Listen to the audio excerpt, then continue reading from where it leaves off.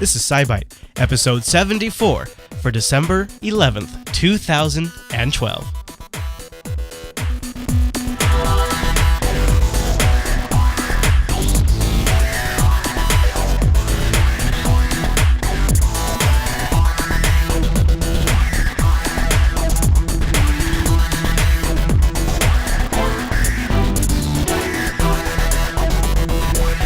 Hi everyone, and welcome to SciByte, Jupiter Broadcasting's weekly science podcast, live every Tuesday at 7:30 p.m. Pacific, and released for downloads Wednesday morning over at jupiterbroadcasting.com. My name is Chris, and joining us every single week is our host, Heather. Hey there, Heather. Hey there, Chris. Hey Heather, happy science to you. Happy science. All right, what are we talking about this week? Today we're going to take a look at why some people may like spicy foods, cracker-sized satellites, spacecraft updates, curiosity news, and as always, take a peek back into history and up in the sky this week. Ooh, I'm curious to hear about this spicy food story. Let's get into the news.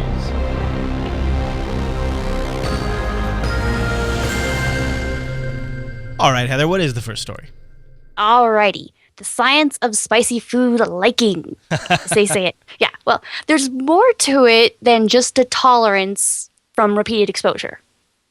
So you don't literally burn everything off your tongue so you never taste it anymore. But they actually think, there's studies that show that personality itself, the person's personality, can dictate to some degree how often they eat them or how much they eat spicy food. Okay.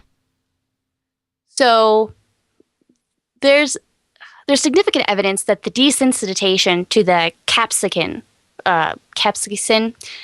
it's the plant chemical that gives peppers their burn and tries to melt your eyes out, that desensitization to that is actually really small. It's not that you're getting used to it or it's reducing its effect. Now, previous studies have actually linked it to thrill-seeking, like amusement park rides, gambling. That I believe. Yes, Crash Bandicoot in the chat rooms. Capsaicin. Capsaicin. Capsaicin. Oh, jeez. Capsaicin. Oh, jeez. We'll go with that. So there's a new investigation that showed liking the sensation of that burning that went to some sensation-seeking scale. Huh. That was a past study. Now, all of those, there's associations where personality were kind of weak, but they didn't really look at how often a person ate spicy food versus how much they like it. So a new study kind of went in and updated the scale, the personality quiz, kind of took out questions that were kind of gender or age biased. Huh. Like, what do you call an adventure? Okay. Guess what? 18-year-old thinks of an adventure slightly different than a 40 or 50-year-old. Sure. So you got to kind of even out and make the questions more neutral. So they're looking for the prediction of what makes people like those stronger foods. Now, like especially chilies.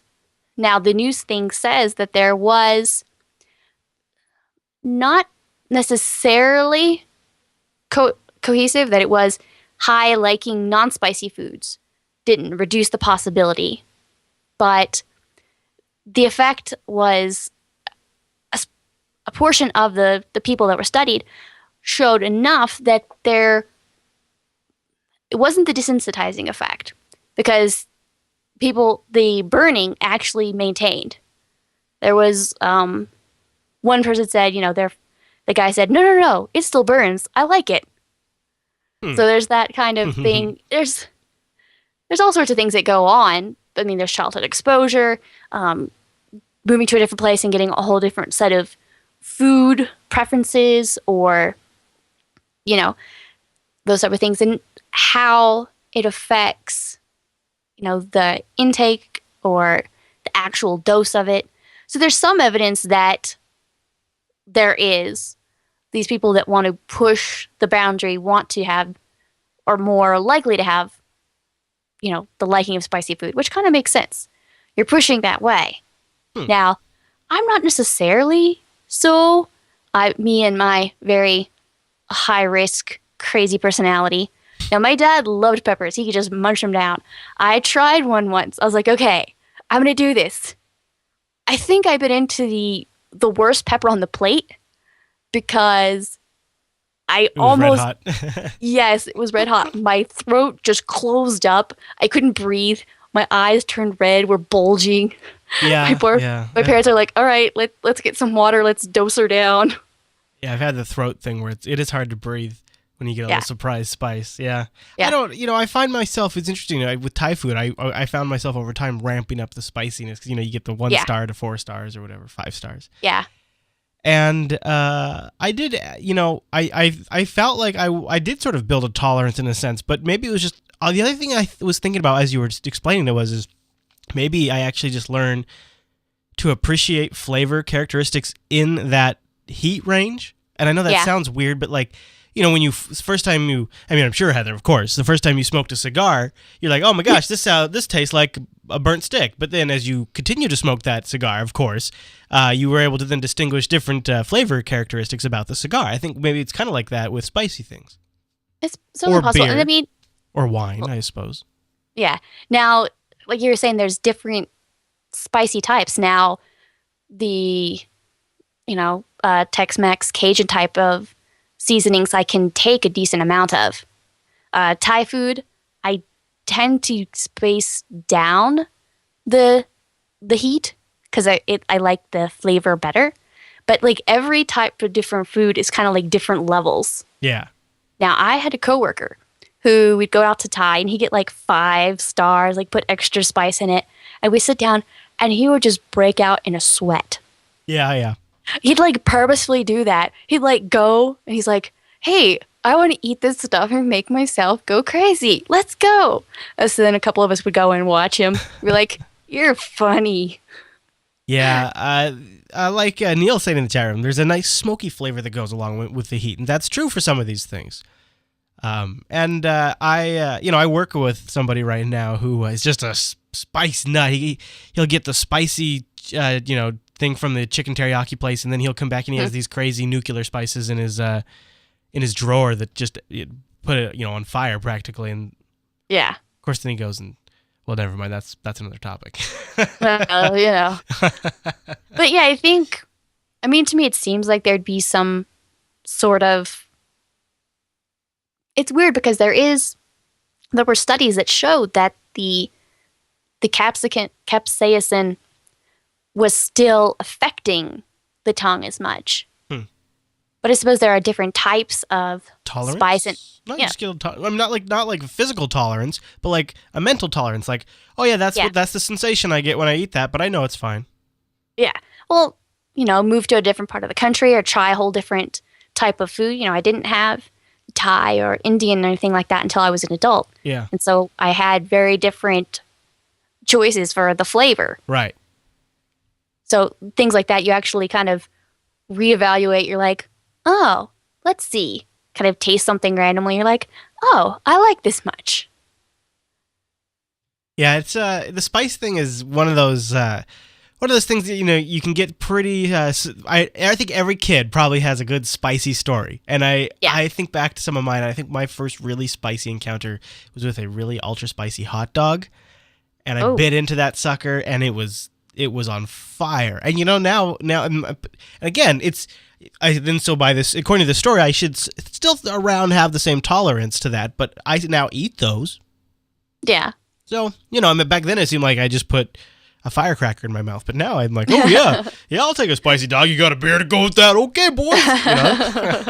So I don't know, maybe some spicy chili I can dump on this. Oh hot well, dog. wow. No, I don't know about that now. Jeez. Well, there you go. It's an interesting story, and folks, if you know somebody who's a spice hound, or you could maybe send them that link. Any other thoughts on that one, Heather? No, I think that about spices it up. Oh! All right. Well, so everybody knows this. We'll make it quick this week. SciByte is brought to you by you guys.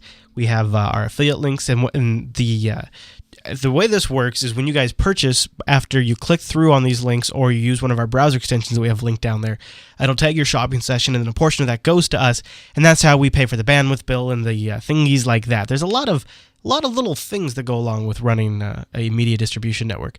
And now we like to give you an idea. Now, we've mentioned this one before, but so say, for example, if you go to that Amazon US link down there, and then you go over there or you just click on the link in our show notes that we'll have Star Trek The Next Generation Blu-ray linked. And you might want to check this out. We've talked about it before. Heather's is just arrived, right?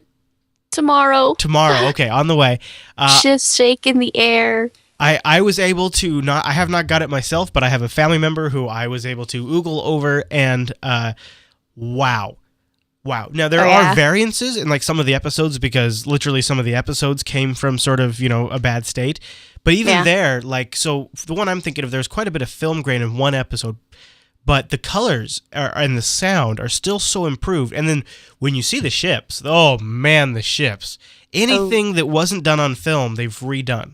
They've redone completely, and it's just gorgeous. It's gorgeous. I get goosebumps when I see the ships, and it's just they look like they belong there. You actually, while you're watching it, will forget that they've been remastered. You'll just think they look the most incredible that you've ever seen them. You won't even. I forgot they were CG until I had to keep reminding myself. Oh yeah, that's right. They redid good, these. because it really throws me off when there's something new CG'd in, and you're like. Yeah. It almost looks like a transparency right. No, it's over your movie. The other thing that's really cool about season 2 is they have an extended cut of one of the best episodes of the series, where Data is sort of questioned if he has a soul, if he's a person, and A Measure of a Man. And they went back to some originals and got some extended footage of the courtroom scene that has never been seen before, because the actress actually had it herself, and it's incorporated into that. You guys check that out. We'll have a link to it in the show notes. That would be an awesome holiday gift too, if you have a Trekkie in your life, because trust me. Yeah. That's I was thinking about. I kind of grew up with that series, really, and so yeah, it's great to see it come back so vivid. Gloriously. It's so vivid. It's so just pops. Yeah. All right. Well, thank you everybody who does that and supports the network. And with that done, I believe we should move on to the news bite. All right, Heather, what is in the news bite? Some public-funded KickSat. Now, it is this plan to launch about 200 tiny little satellites, nicknamed Sprites, into low Earth orbit. These are about the size of a cracker. Now, we've talked about CubeSat before. You may not remember. I've only mentioned a couple times where you have this cube, literally, and you can pay to piggyback it on top of another rocket. Right. So universities and things will do this. They'll jam, a solar panel and maybe some instruments and a little radio device. They can send everything back to Earth. And it's on the cheap way to get things into space. Now, this one, they're using it in this cube. They're making it so that it kind of can pop open, and all these little satellites can essentially just be released into the low Earth atmosphere. So they actually raised about $75,000. A little over 300 people came in. Now, it was some of it, the money was to go for all the equipment and the getting it up there. But, actually, they had NASA paid for them to kind of get it up there. They kind of gave them a grant for that. Now, one person donated $10,000 just by their lonesome. Oh, now he gets to push the big red button, as they say on launch day. That's cool. Really? Guess what? You get to push the big red button. That's awesome. Well, you donate $10,000. You should probably be able to push the big red button. So, these cracker little satellites, they have solar cells and a radio transceiver and a little microcontroller. Now, a large part of it is going to be helping people track their own little satellite with some radio software. So, okay, you can track your little thing if you want. And really, the whole thing is kind of to get the behavior of these satellites, to see how you can track the positions, determine their orbits, plan all these different ways to do it, and sort of as it happens, as they degrade in their orbit, as they burn through Earth's atmosphere. But it'll be like hundreds of little postage stamps flying out of this box and all of them will be transmitting a unique signal that people can identify. Hundreds and hundreds of boxes. What do you think? Not boxes. Well, Oh, stamps. One box. Well, One I box. can't say Hundreds of stamps. I can't. I was trying to do a Carl Sagan, Heather, and Oh, okay. I Sorry. got that was the best I could get, and I'm limited in my range. Hundreds and hundreds of satellites of stamps. Oh, stamps. Oh, stamps. No, I can't do it. And now I'm going. Yeah, Somehow I got like, to Walter trying to- Cronkite. I don't even know what happened there. I was like squinting one eye and trying to be all. It wasn't working. I was squinting too. Why did we squint? I don't understand. Well, I don't know. Okay. Well, any other thoughts on that story? No, I don't think so. There's probably science to the squinting, but Maybe so. Not maybe. today. But not. Yeah, it'll be revealed in a future episode. All right, then. Well, let's move on to the 2-Byte News.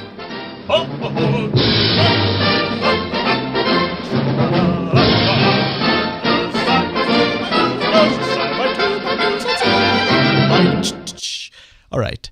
okay. So, nothing. That wasn't nothing. So what is the 2-Byte story?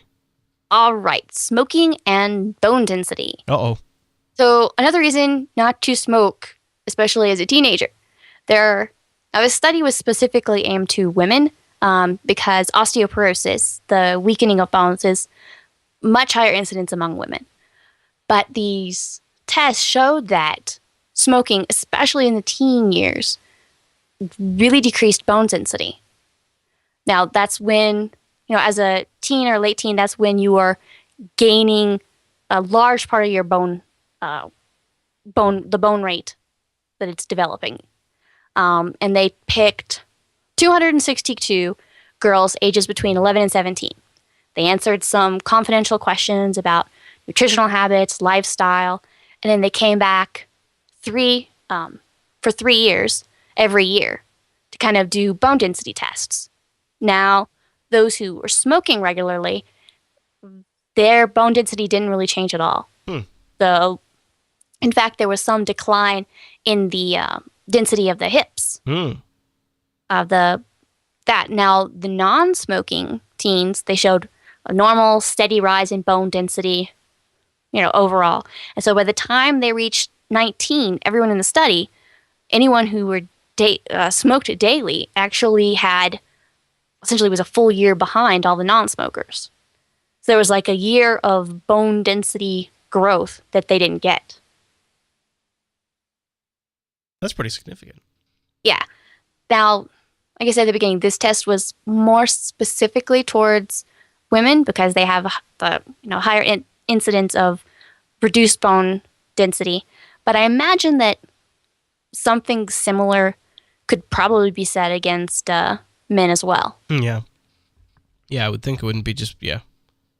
Yeah, I mean, it's so, especially for at least for women, the study showed that smoking increased the risk of fractures of the vertebrae by 13% and hip fractures by actually 31%.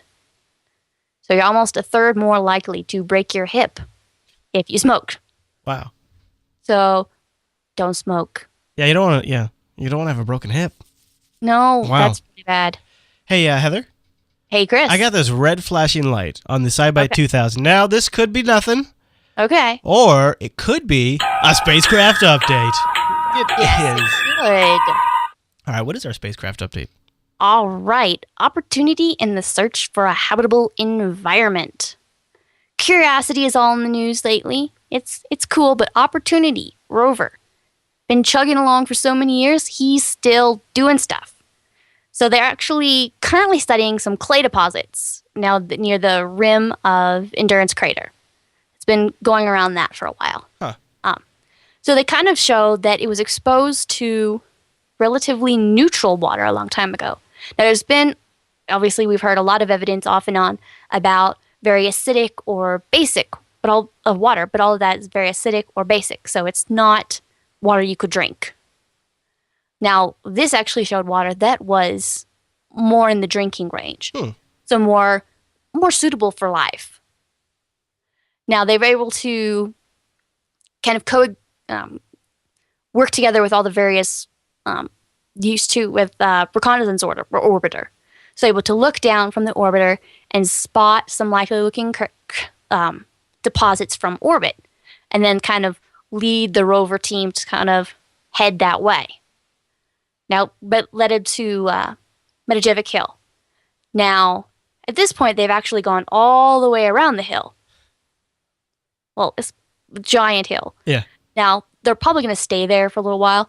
They might go up the hill a little bit, but essentially you're like, hey, something up there looks cool. Let's walk all the way around it. Well, that's what you kind of do as a geologist. You know, you see a crazy thing on the mountain, you go around all the way, check everything out, kind of take a peek up, then decide where you want to go.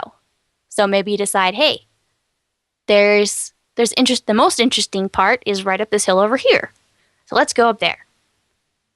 And I mean, it's still going strong. I mean, it has an arthritic arm or some, I think. Aww. But, well, it's still going pretty good. I mean, for a quote-unquote 3-month mission, like, how many years past the expiration date is this little guy? Just makes me so proud. I know.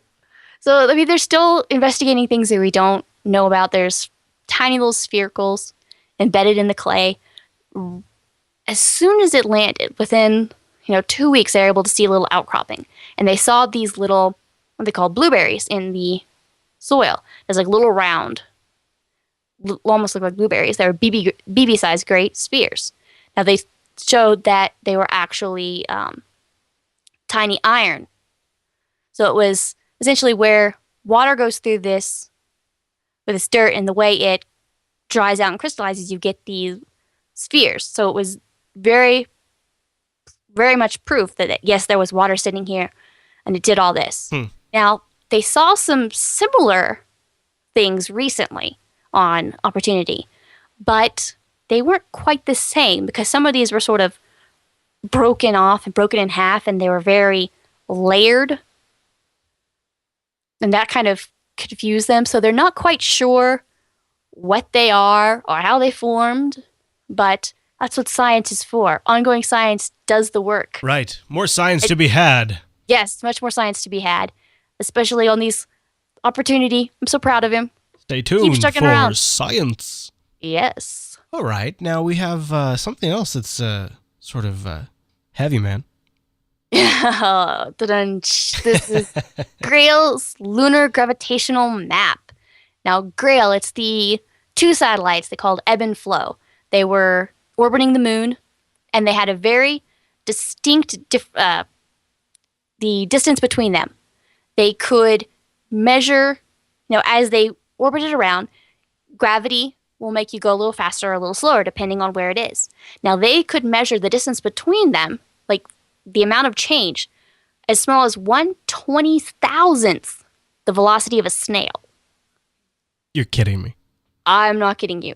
So they were able to make these really intricate, detailed maps of where the higher gravitational points of the moon are.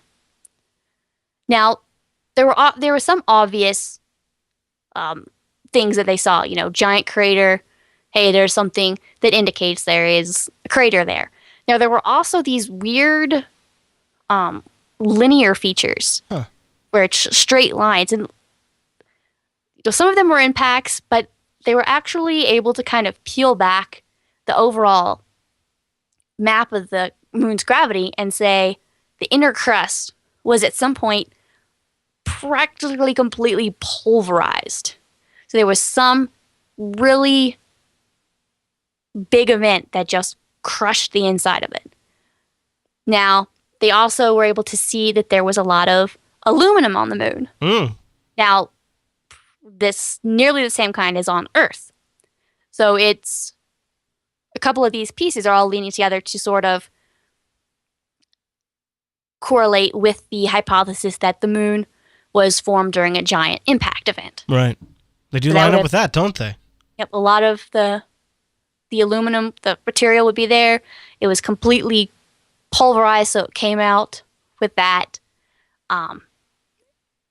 So there's a lot of interesting things about they can kind of look underneath the various craters and see other craters that they couldn't really see.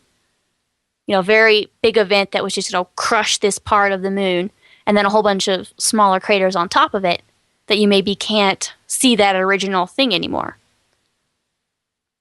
So they're able to really peer down. And actually, the it got extended. It only had, a short period of time. Now it has a limited life, definitely limited life. Now, at first, they were able to orbit about 55 kilometers above the moon's surface. Then they got into small extension, went to about half of that. Then they've been lowering it down to about half of that. So, and they will actually intentionally crash them into the surface of the moon on Monday, December the 17th. Oh, are they going to live stream that? They should. That'd be awesome. I think they're going to live stream something of the event. Maybe they could send a camera crew to the moon first. I mean, they could just land down there and just get an action shot from the surface. That'd be great. I'd totally retweet that. Yeah, no, I know part of the planning for the crash was so that it's not the very last dregs of its fuel. They wanted to kind of give themselves a little bit of leeway so they can kind of pick exactly where they wanted to go. And they're actually trying to correlate it to one of the lunar orbiters so they could try to see if they could get a picture as it went down, as they crashed it. So, yeah. They've been able to catch some of these before on Mars. So we'll see how that works out, and hopefully they'll be able to get some more data. Another reason to really particularly pick where you want to is even as you come down, you'll be able to get some of that gravitational data as it goes lower and lower in its last hours. So you might be able to say, hey, this area is some crazy interest. What is going on here? We need more details. So kind of leaning in that area maybe. So we'll see what the last bits of data come through as. And of course, they will be going over the data, poring over it for years to come, trying to decide, what is there and what it means. Right. So. Now, speaking of Mars, maybe a little news about a future Mars rover, yeah? Yes, somebody mentioned it last week in the chat room. And honestly, I hate to say it, but I kind of blew it off. I was like, yeah, they always say that. Don't believe it. Yeah, actually, that's exactly what I did too. I saw the headline and I went, yeah, well, so. That's nice. Yeah. But wow, they've got a real problem because that's a problem. I think it's weird that people do that because we both did that. Yeah. No, they actually are moving forward with a plan. They actually officially announced another Curiosity-sized rover that they want to get there. How can they do that this early? Well, that's part of it. They can actually keep costs down by using the Curiosity's blueprints. There are some spare parts that are around. There's all the technology they already built up. So you have some existing extra equipment that you can reuse. Oh. You have all the information and the practice. The expertise and the is still around, right? Yeah. And so all that is already there. It's set in place. So now you can pull from all that and just tweak it a little bit, saying, all right, well, we want to this time not use that instrument, but put in this one. Now there's, of course, 10,042 little bits of details that need to start being talked about. Mm-hmm. That's just like now. It'll continue go, what types of tools will it carry? Where is it going to be on the surface? And just those, not just from an engineering standpoint, but from the science community, that's like very big arguments. And they're gonna want to have. I'm sure they're gonna get some sort of idea just as they get more data from the current missions. So they might not even know for a while where they want to send it, right? Yeah. Now, they're hopefully this will work out better. I mean, Curiosity did run over schedule, over budget, but they're kind of working on new figures based on this one because they're kind of ahead of the curve this time. Now, some of this is because the White House has sort of given a declaration of you must have men orbiting the moon by this date. And so they have to kind of push. Now, realistically, I always kind of hold off on these big events, especially with so many budget cuts going in, because you can say a lot, but these kind of projects need a decade or two, at least a decade to go through. That's a couple of different presidential elections, so a whole bunch of different governments saying, all right, this is what we plan to do. No, this is what you plan to do. So there's a lot of different directions it can go. There's a lot of different budget concerns that could come up and go down. For sure. NASA pulled out of its partnership with the Europeans for the 2016 and 2018 Mars rovers. They had a plan where they were very, very much going to work together. Then they kind of pulled out. Then they went, all right, we're going to keep contributing, but in some really minor backroom role. And then they kind of put out their own plan to do a low-cost robot landing in 2016. So they kind of backed out of the big plan they were working with the European Space Agency, backed out, said, all right, we're going to do our own little one and kind of help you a little bit. So. Silly NASA. Speaking of silly NASA, yes? They're getting some of their missions extended, aren't they? They are. Totally not silly. It makes very happy science. Yeah. The Mars Reconnaissance Orbiter, they're going to let it go as long as it lasts, which is really good because talking about opportunity earlier, they actually used the Mars Reconnaissance Orbiter to kind of plan out its location, and actually it's hopefully going to still be viable in 2021. So looking forward to these future Mars rovers. Hopefully it'll still be available. Oh, yeah. Now, it's showing some signs of age, but having an orbiter is really important. One, because we have been able to look down and give these overall views of, hey, we want to go over there. Let's start driving that direction. If it's behind a hill, you may not be able to see it, or you may be able to see something really far away and go like, yeah, that's the great spot. Let's start driving in that direction. And it also works as a relay communication. So it's able to get data back to Earth a lot faster. So because it can transmit to the orbiter with a smaller power source. And the orbiter has a larger power source to really shoot the radio signals to the Earth. So it's a lot stronger, so you can send it a lot faster.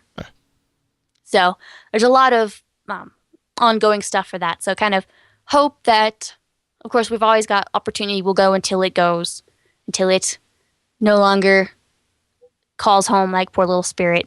But opportunity will keep going as long as it lasts. Now they've given the big check mark to the Mars Reconnaissance Orbiter, so it'll go as long as it lasts now. There you go. Heather, should we blast off to go visit Curiosity? Yes. And liftoff of the Atlas V with Curiosity. Here we go. Here we go. You see that? You see that right there? It's a wheel.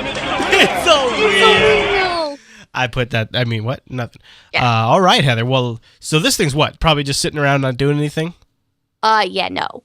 Actually, Curiosity got its mission extended already, too. It had just a 2-year plan. Now it's been extended. They said they're just going to keep it going as long as it lasts. Ah, right on. Now, it's run by a radioisotopic thermoelectric generator. So it has a little A nuke. Some plutonium-238 radioactive decay in there.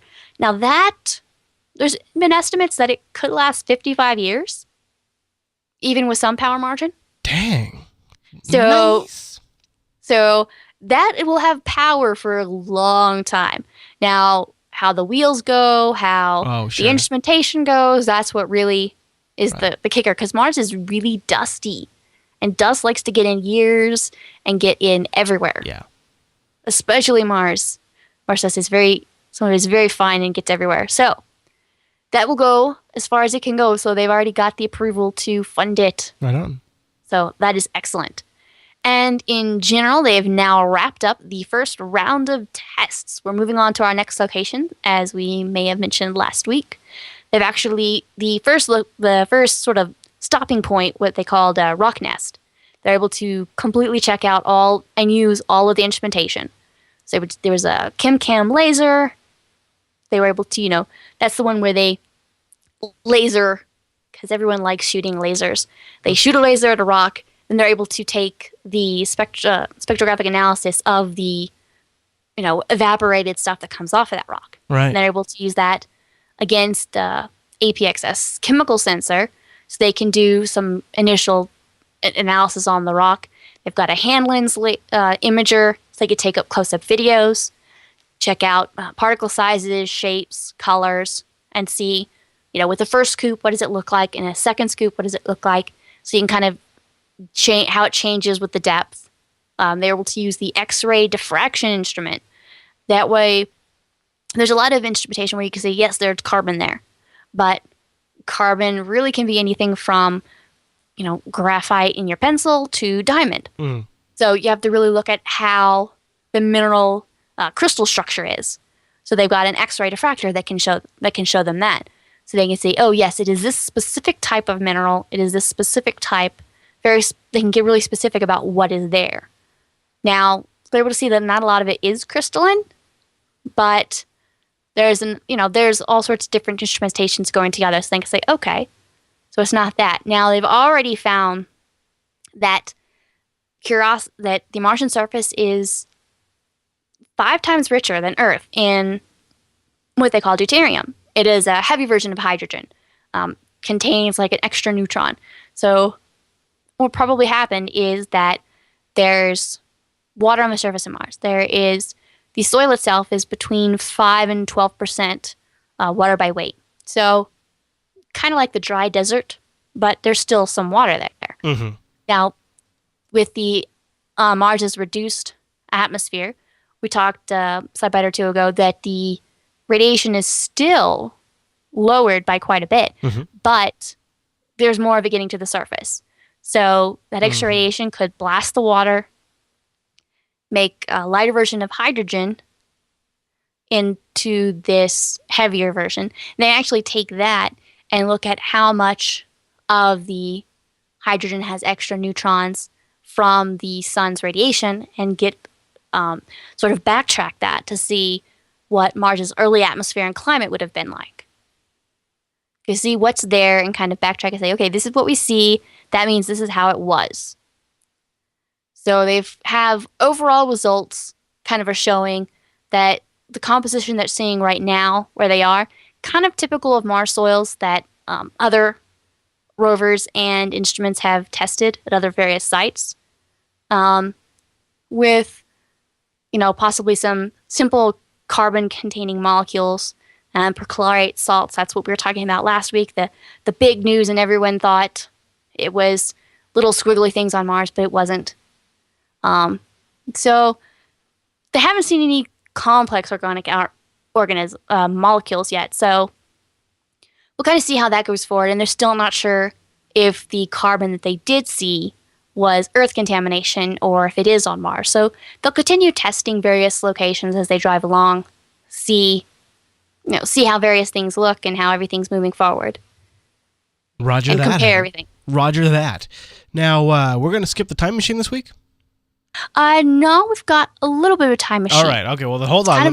Then jump in, step in here. I'll load it up. Okay. I actually, sorry, I didn't plug it in. So hopefully it'll take it. Oh, no. Ooh. Okay, good. Oh, good. There we go. See, and I was worried that new battery wasn't going to hold. I switched it over. I used to have gas in here, but I figured that was just going to get too expensive. Yeah, it would get a little that way. Yeah. This is kind of a step to the side science history. Sir Patrick Moore, astronomer especially well known over in England, he actually died this last week. He was amateur astronomer. He was really well known, especially in Europe, especially England, because he was a writer, a researcher, radio commentator, television presenter. He actually had he is literally the longest running host of the same television show. It was The Sky at Night. He did the show for more than 50 years. Wow. He wrote over 60 books on astronomy, and it was all kind of geared towards, the public. And I don't know, I didn't follow him very closely, so I apologize to anyone he was really inspired you, but he did inspire quite a few people. Looking at the various notations, Neil deGrasse Tyson of the New York Observatory, he actually said that one of his first books that he picked up about astronomy was written by Sir Patrick Moore. Oh. So he was was found interesting is he actually tried to be the first person to do a live broadcast straight from a telescope of a planet. Of course, the clouds didn't agree, and they kind of got in the way. He did another live interview with, I believe, a German scientist, except when he got on the, it was live, so he called him up, and then realized the guy spoke no English. Absolutely none. So he kind of spoke a little bit of French, and so did the other guy. So they kind of did this interview in very, very little French and pidgin. It was interesting. He did, I think he swallowed a fly live on the broadcast television and just kind of keep going with it. Oh, now he was soldier. Yes, he's actually a presenter over in England for Apollo's 8 through 17. So he was there. So he was there. He was talking, kind of walking through it. He is the only amateur astronomer to have been a member of the International Astronomical Union. So it's very kind of prestigious, educational thing, and he was actually invited to be a member. He did a lot of things on the moon. He had quite a few books about identifying the craters and very detailed locations on the moon. In fact, both NASA and actually the Russians both came to him about, their information on the moon. The Lunik 3 pictures from Russia, he was the only person outside of Russia that they went to. He got the information and the pictures way before NASA did. Oh, really? Yeah, so they came to him and they're like, they took some of the first pictures of the backside of the moon. What they call the dark side, when it doesn't face Earth. And so they had all these pictures, and they went to him, and they're like, "We need help stitching everything together. Please, sir, can you help us?" So he was actually able to broadcast. They let him see it, and they let him broadcast some of this stuff before anybody else outside of Russia had actually been able to see it. So he was very well known. He knew what he was talking about. He was able to talk to the people about, kind of explain. He's kind of an odd figure. He's one of those people who was very recognizable by sight because he talked really fast. I saw one article that said when he got excited, he talked like 300 words a minute. That's a lot. Yeah. It's a lot of words. Yeah. And he wore a monocle. Yeah, that's classy. That's old school class right there. Yeah, very old school, but very inspirational person in astronomy for a number of people. So I wanted to make sure to mention him this week. Yeah, absolutely. All right, Heather, we'll stand by. I'm retuning the SciByte 2000 so we can look up into the sky this week. Alrighty. This week, on Wednesday, December the 12th, on the late twilight, Cassiopeia, one of the more easy to recognizable constellations. Looks like a big W or an M deciding which way it's pointing. It's going to be more vertical, high in the northeast. And then within a couple of hours, it'll move to the north and be a more horizontal M. And on Thursday, December the 13th, later in the evening, you'll actually be able to see the Geminid meteor shower.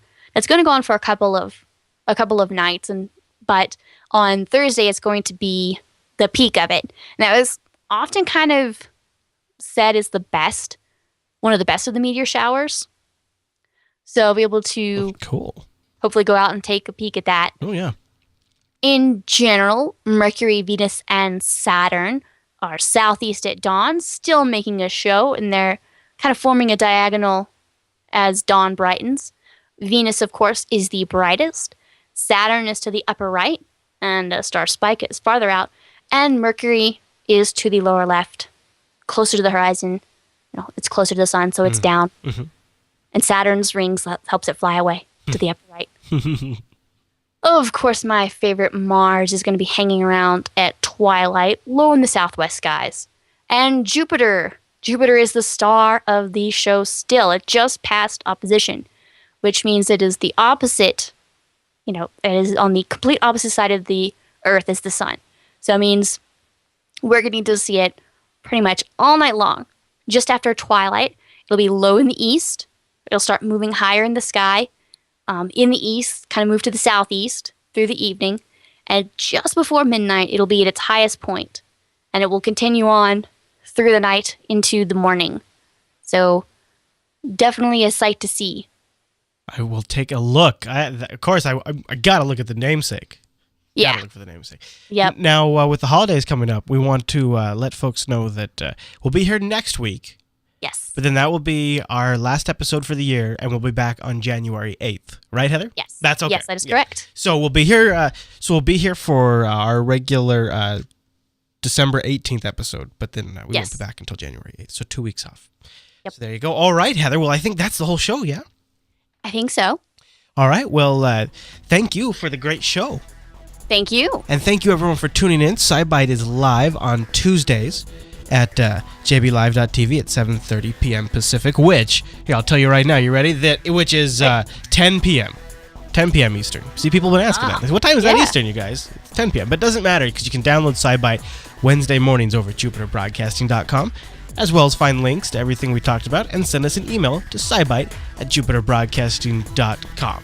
All right, everyone. Well, thanks so much for tuning to this week's episode of SciByte, and we'll see you right back here next week.